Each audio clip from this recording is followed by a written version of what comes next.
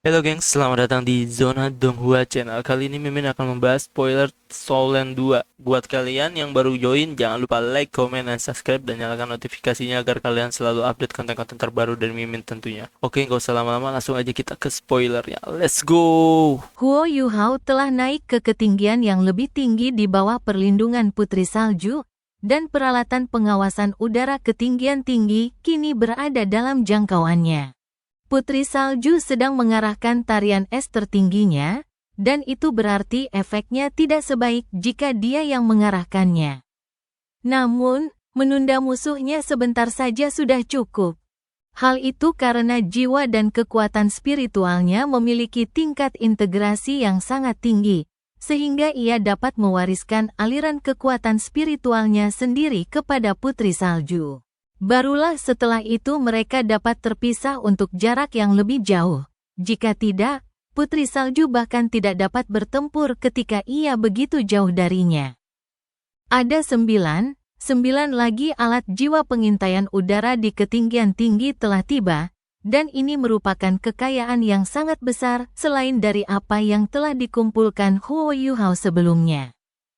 Huo Yuhao berakselerasi dengan sekuat tenaga, dan akhirnya tiba di depan alat-alat jiwa pengintai udara di ketinggian itu dengan beberapa kilatan dan kedipan. Tanpa ragu, cincin penyimpanan safir cahaya bintangnya berkedip-kedip saat ia dengan cepat mengantongi alat-alat jiwa itu satu demi satu. Namun tepat pada saat itu, dia tiba-tiba merasakan gelombang rasa waspada yang hebat saat dia melihat ke bawah tanpa sadar. Apa yang dia lihat adalah bola panas yang membakar seperti matahari yang cahayanya meletus dengan ganas. Oh, tidak.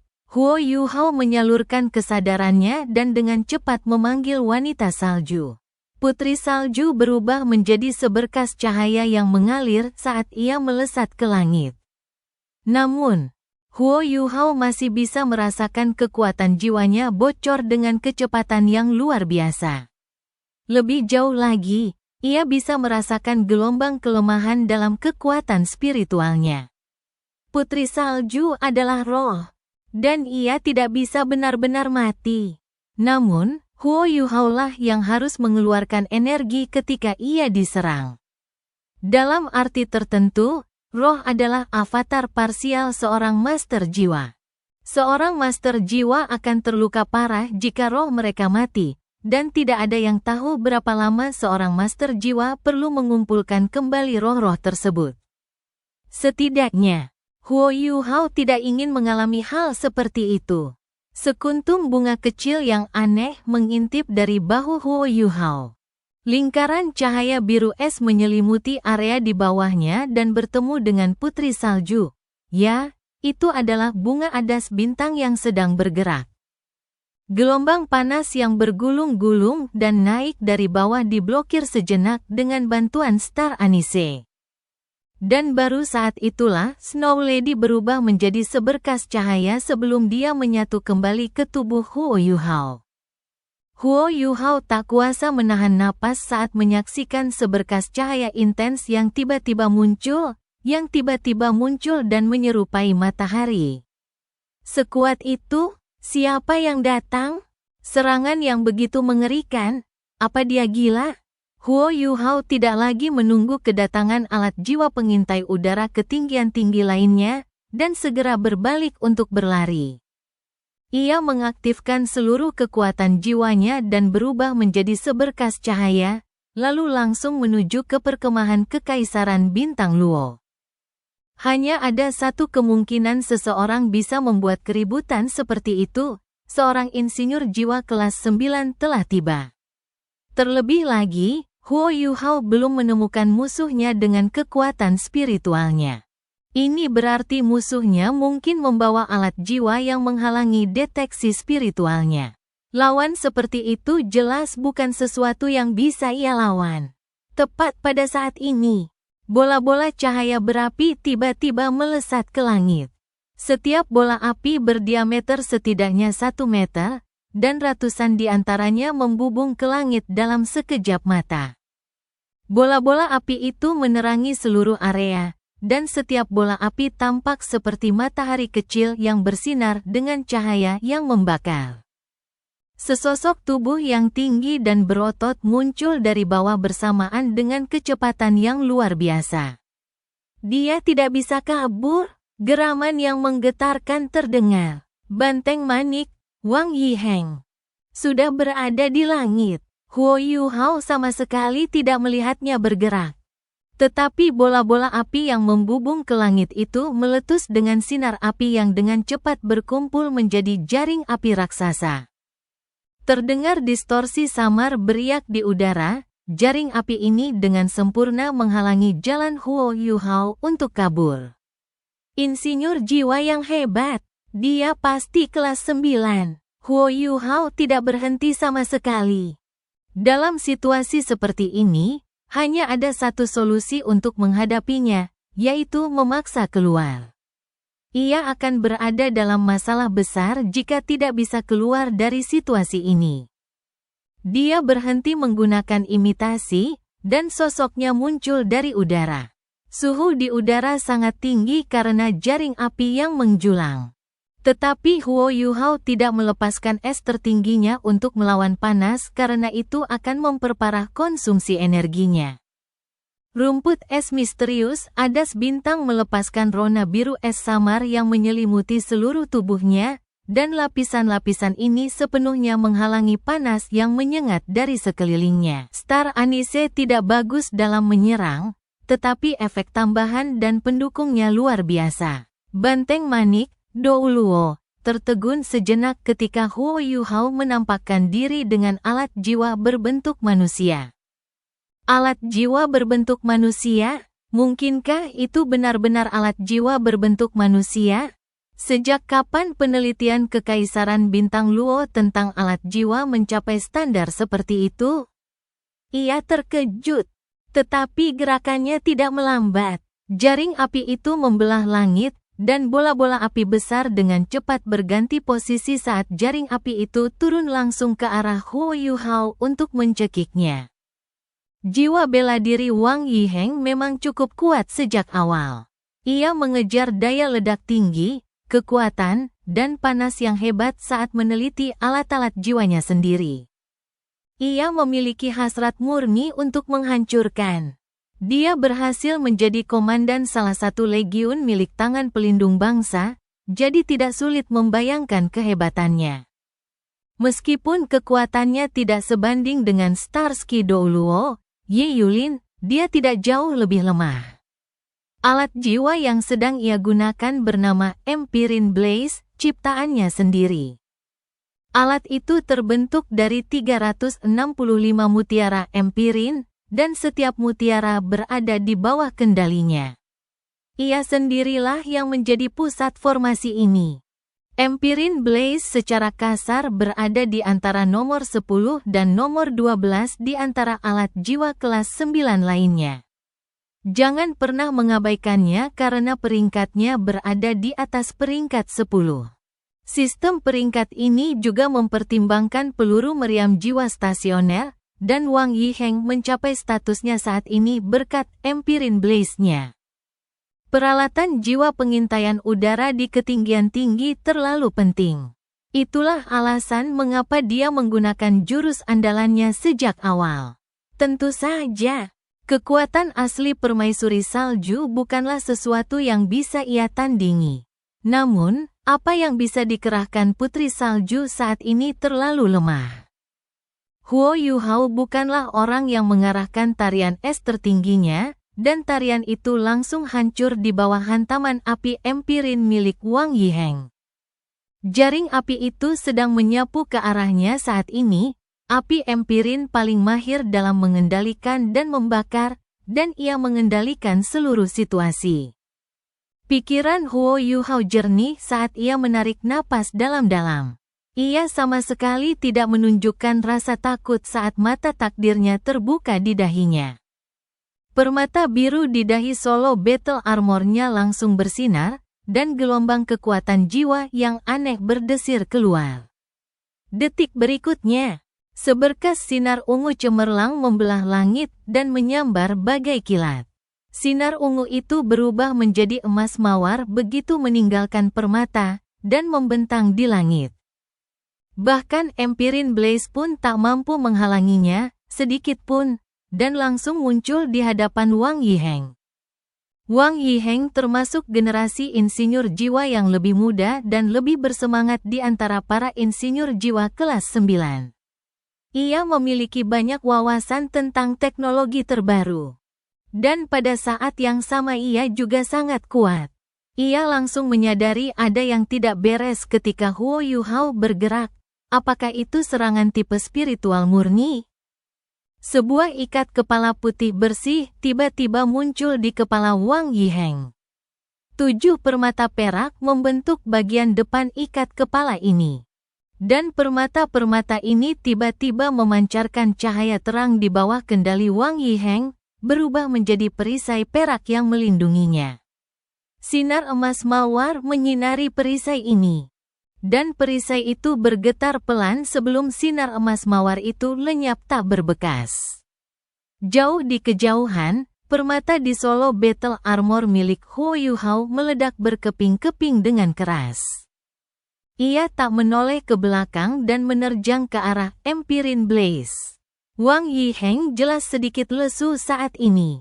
Dan kepalanya tiba-tiba melengkung ke belakang seolah-olah seseorang telah memukul wajahnya dengan keras. Perisai perak di hadapannya dan ikat kepala di kepalanya hancur bersamaan. Wang Yiheng merasakan pusing yang hebat di kepalanya. Gelombang kekuatan spiritual yang menakutkan itu bagaikan bor yang menembus jauh ke dalam otaknya. Dan ia langsung kehilangan kendali atas api Empirin, sementara apinya pun menyusut drastis dalam sekejap. Huo Yuhao memanfaatkan kesempatan singkat ini. Dan ketiga pasang sayapnya bersinar terang saat membawanya keluar.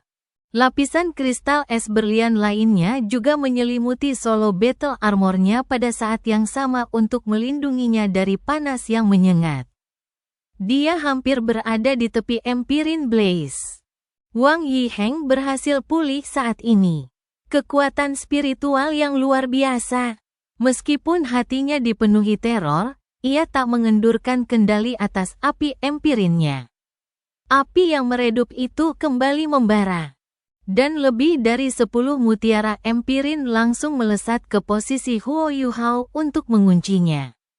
Huo Yuhao menghilang dalam sekejap, teleportasi instan. Ia lolos dari area efek mutiara Empirin dalam sekejap, dan lolos dari jerat Empirin Blaze. Namun, Wang Yiheng tidak sendirian, anggota tim seksi belati lainnya masih berada di luar. Mereka telah mengamati pergerakan Huo Yuhao selama ini.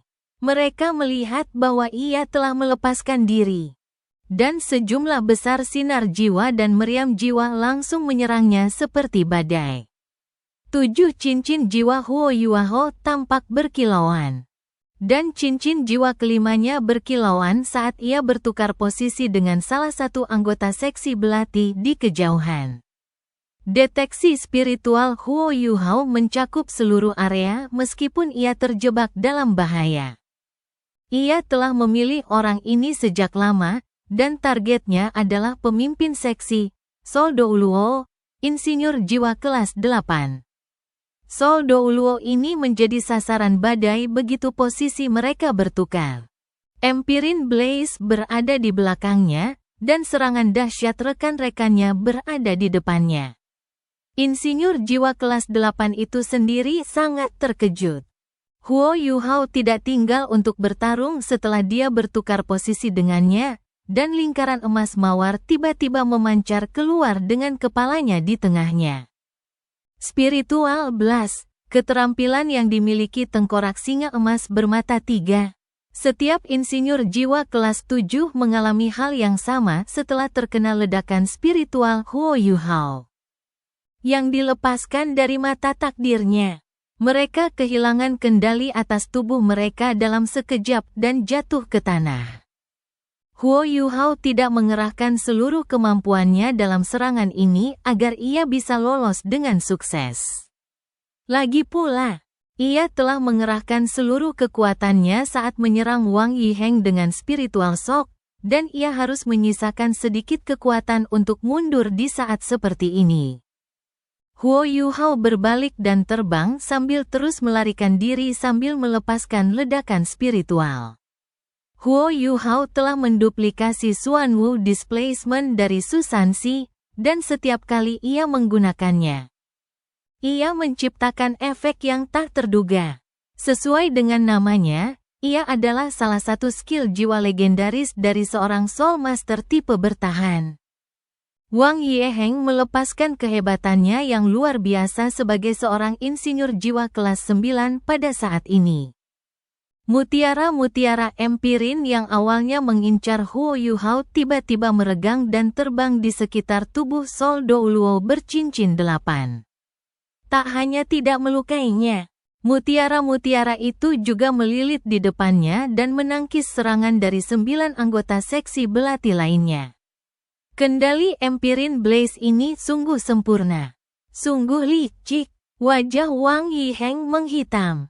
Ia tidak melanjutkan untuk menyelamatkan para insinyur jiwa kelas 7 yang sedang jatuh ke tanah, karena mereka jelas telah terbangun saat terjun bebas. Mereka berusaha keras mengendalikan tubuh mereka. Tetapi mereka tidak dalam bahaya besar meskipun mereka terlihat sangat menyedihkan. 365 mutiara melesat ke arah Huo Yuhao bagaikan bintang jatuh di bawah kendali Wang Yiheng. Bintang jatuh yang berapi-api ini tidak hanya menyerang secara membabi buta, sebaliknya, mereka tampak seperti jaring yang membentang saat mereka mendekat. Wang Yiheng juga bergerak sambil mempercepat langkahnya untuk mengejar. Huo Yuhao berusaha melarikan diri. Tetapi dia tidak lupa mengambil pengendali jiwa jarak jauhnya untuk meledakkan alat jiwa pengintaian udara di ketinggian yang tidak sempat dia ambil. Serangkaian ledakan terdengar dari belakang. Wang Yiheng tak perlu melihat untuk tahu apa yang terjadi, dan raut wajahnya berubah menjadi sangat jahat.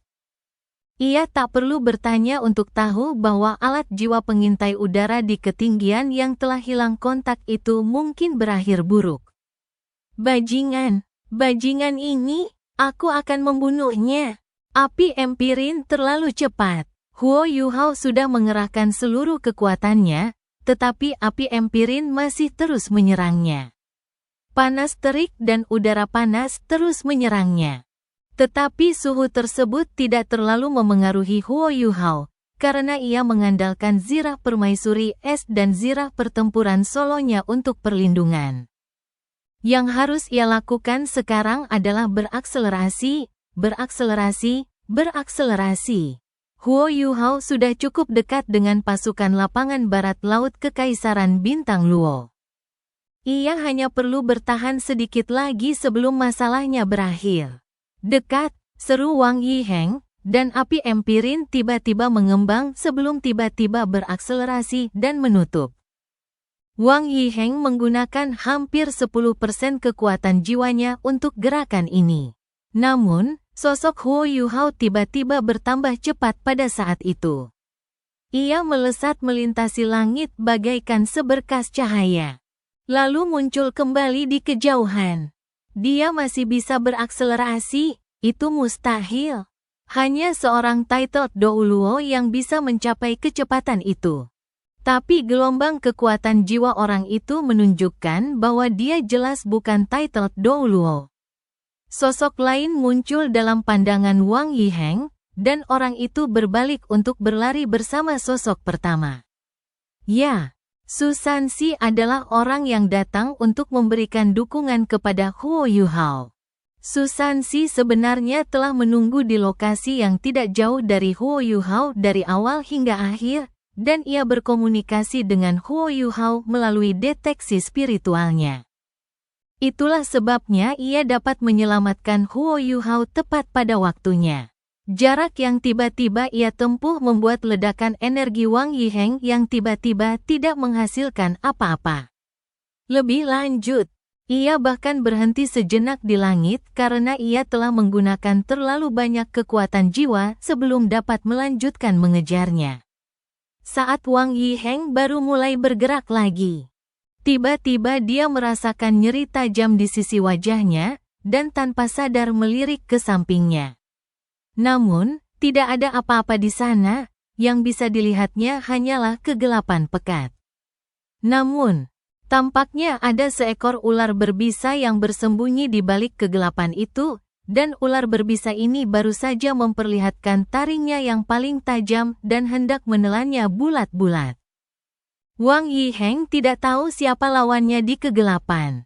Ia khawatir Kekaisaran Bintang Luo akan bergerak, karena bagaimanapun juga mereka sangat dekat dengan Kekaisaran Bintang Luo. Ia akan kesulitan jika ada beberapa gelar Dou Luo yang menunggu untuk menyergapnya di langit. Ia memiliki bala bantuan dari Kekaisaran Matahari Bulan. Tetapi tugas mereka di Pegunungan Mingdou adalah untuk bertahan, mereka tidak memiliki kekuatan yang cukup untuk menyerang. Niat pedang setajam silet itu akhirnya muncul. Dan Wang Yiheng merasa seolah-olah seluruh langit hitam sedang terkoyak saat itu. Niat pedang itu sungguh ganas, dan segala sesuatu di sekitarnya tampak hancur berkeping-keping. Namun, tampaknya ada semacam emosi yang beriak di antara semua kehancuran itu, ada fokus dan keteguhan hati, ada kedalaman dan kejelasan. Apa ini? Wang Yiheng adalah seorang master jiwa dan insinyur jiwa. Tetapi dia belum pernah merasakan kekuatan seperti ini, seolah-olah kekuatan ini seharusnya tidak ada di dunia ini sama sekali. Kegelapan menyelimutinya saat itu juga. Wang Yiheng tak punya pilihan selain menggunakan api empirinnya untuk membela diri. Puluhan mutiara empirin menggelap seketika, dan cahaya keemasan yang cemerlang bersinar di langit malam. Sementara niat pedangnya memuncak ke level tertinggi. Seberkas cahaya pedang membelah langit.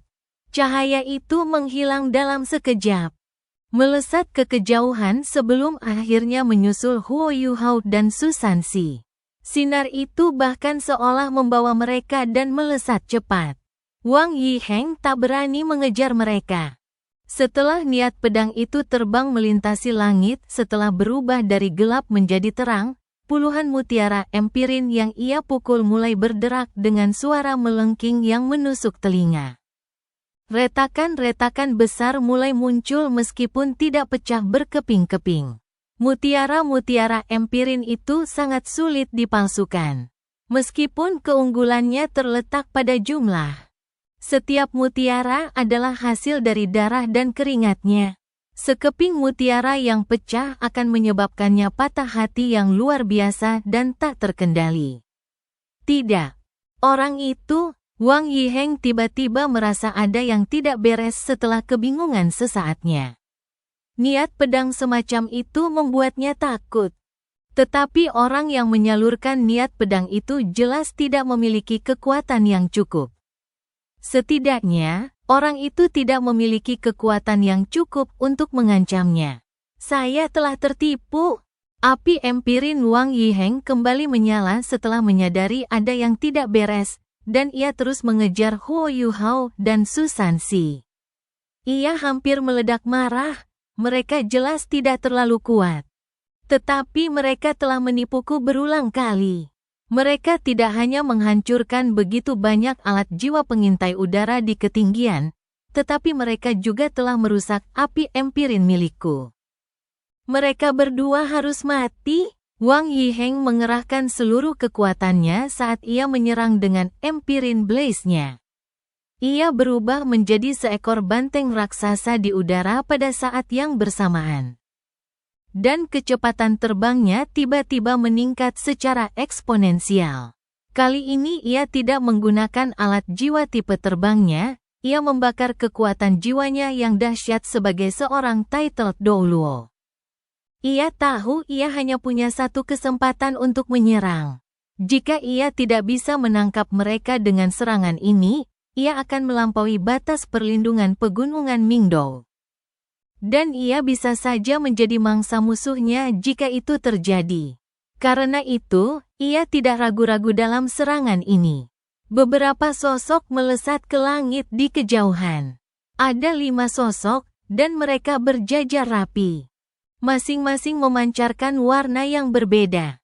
Mereka semua perempuan. Gadis di tengah itu mengeluarkan raungan naga yang nyaring saat sepasang sayap naga raksasa terbentang di belakangnya. Ia berubah menjadi naga raksasa di tengah raungan naga itu, dan cincin jiwa ke-6 dan ke-7-nya berkedip bersamaan. Kupu-kupu naga bercahaya, itu adalah Tang Wutong.